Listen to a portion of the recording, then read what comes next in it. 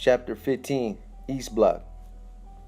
Fortunately, the DA declined to pick up the case on me and Weasel, so we only got sent back to prison on parole violations.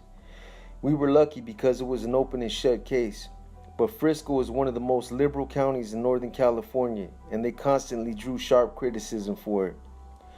I had only been out for 28 days and was already on my way back. I couldn't believe it. I barely got my feet on the ground, and I was on my way back for what would definitely be a flat year. Me and Weasel were so drunk on Cisco when we committed this robbery that we didn't even remember what happened. When we woke up at the Mission Police Station, we didn't even know why we were there. We had to ask. We wouldn't even find out about the details or what happened until we got to San Quentin and got our parole papers from screening. Apparently, we beat some guy up on the street and took his money. A foolish and senseless act that served no proprietous purpose and was counterproductive to how we were serving the regiment. But nobody seemed to make an issue out of it, nor did anyone seem to care. Up until this point, I still hadn't developed a real concept of what it meant to fervently function within a street regiment. My street training was meager and still lacked the hands-on experience. Weasel was no more advanced. Together, we were nothing more than two roving marauders. When we caught the Grey Goose back to San Quentin, I ended up slipping through the reception center and made it to West Block. This was my first parole violation after having been validated in Susanville. So technically, they were supposed to lock me down in ADSEG. But my C-file, central file containing prison history and other criteria used to classify inmates, hadn't caught up to me yet, and they had no idea I was validated. So I got to roam around in West Block and mingle with some of the other brothers in the reception center until they finally slammed me and got my file. I made it for about 3 weeks until the goon squad came to my cell one morning and told me to roll it up. I didn't even ask why or where I was going. I already knew. I was housed in East Block on the back bar of 5th tier, where they housed ADSEG inmates. The 1st, 2nd, 3rd, 4th, and front bar of the 5th tier were all death row inmates. The condemned were literally all around us. Once I got situated in my cell, a homeboy by the name of Sal Gangster de Jesus out of Salinas touched base with me and covered all the routine formalities. I provided all my background information, my vitals, my status, my prison history, etc. All the procedural questions one is asked in the course of a screening process. The things I learned in Susanville during my indoctrination process. Strict protocol and rules are strongly enumerated when it comes to screening new arrivals, as this is how the households remain cleansed of trash, degenerates, and libellous infiltrators.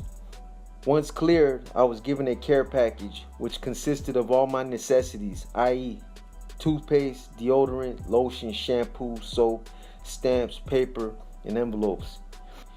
Gangster also advised me that they had just received an embracement from the Bay, advising all Norteños who were committed to the movement, Bs, to cease referring to the movement as Northern Structure or the NS. The embracement indicated that this was a title that the California Department of Corrections, CDC, adopted to classify this movement for their own record keeping. All bros were to identify their title as La Nuestra Raza, our people, or the NR. The following week after I arrived, I got my parole papers and screening offered me 11 months flat. For a brief minute, I debated on whether or not I should take it, because 11 months seemed like a long time after only being out for 28 days.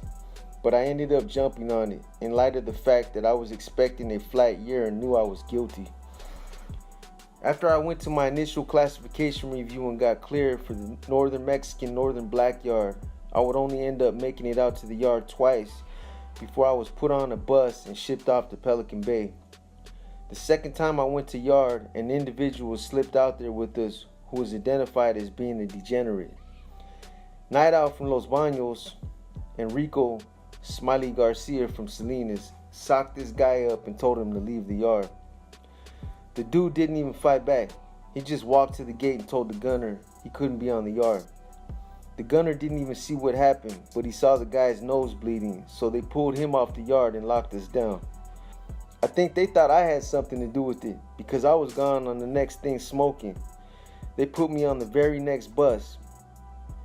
This would be my first stint in the SHU, and I was going straight to the Bay. I was only 22 years old, and prison had already turned me cold, but I still didn't know what to expect. I knew the Bay was where all the seas were at, and this was a little intimidating. Up until that point, I hadn't really come into direct contact with any seas and had only heard all the hype about how these dudes were strict, disciplined, and military minded. They were talked about as if they were revered gods and were celebrities within the Norteño movement. The ride to Pelican Bay took 8 long hours. By the time we got there, I was so exhausted that I just wanted to be given a cell and go to sleep.